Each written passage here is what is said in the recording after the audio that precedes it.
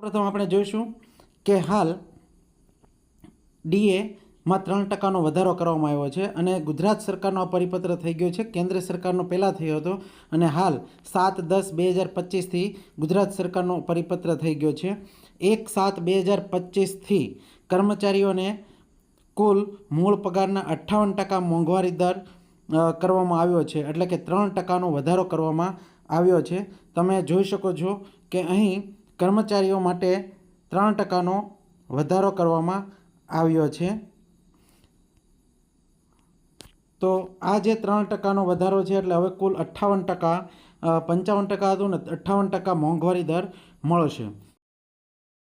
બીજા ન્યૂઝ છે કે દરેક સરકારી કર્મચારીઓ માટે આજનો પરિપત્ર છે 7/10/2025ના જે પરિપત્ર થયો છે તે મુજબ 20/10/2025 સોમવારે દિવાળી છે ને એની રજા છે. 22 તારીખે બુધવાર છે અને નૂતન વર્ષ નવું વર્ષ છે એની રજા છે. 23 તારીખે ગુરુવારે ભાઈબીજની રજા છે. ત્યારબાદ 25 તારીખે ચોથો શનિવાર છે એની રજા છે. 26 તારીખે રવિવારની રજા છે.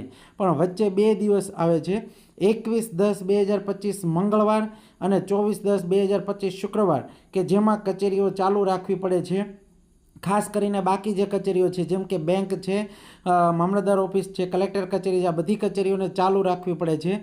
તેને અનુલક્ષીને સરકારે એક મહત્વપૂર્ણ નિર્ણય લીધો છે કે દિવાળી પર્વમાં સરકારી અધિકારીઓ અને કર્મચારીઓ પોતાના વતનમાં પરિવાર સાથે તહેવારની ઉજવણી કરી શકે તે હેતુ માટે 21/10/2025 મંગળવાર અને 24/10/2025 શુક્રવારના રોજ પણ સરકારી કર્મચારીઓ એટલે કે પંચાયત, રાજ્ય સરકારના બોર્ડ, કોર્પોરેશન સહિત બંધ રહેશે.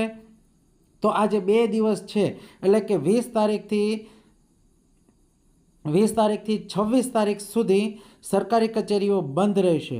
પરંતુ આ જે 2 દિવસ છે 21/10 અને 24/10, એ 2 દિવસો જે સરકારી કચેરીઓ છે તે 8/5/2025 એટલે કે બીજો શનિવાર, 13/12/2025 એટલે કે બીજો શનિવાર જે રજા હોય છે કચેરીઓમાં, તેના બદલે ત્યારે તે કચેરીઓ ચાલુ રાખવી પડશે.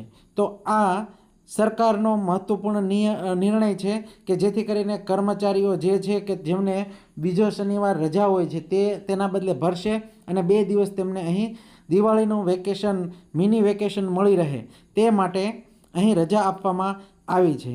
તો આ આખો પરિપત્ર છે તે તમે જોઈ શકો છો. આજનો જ પરિપત્ર છે અને અધિક સચિવ સામાન્ય વહીવટ વિભાગ ગુજરાત સરકાર દ્વારા જાહેર કરવામાં આવ્યો છે.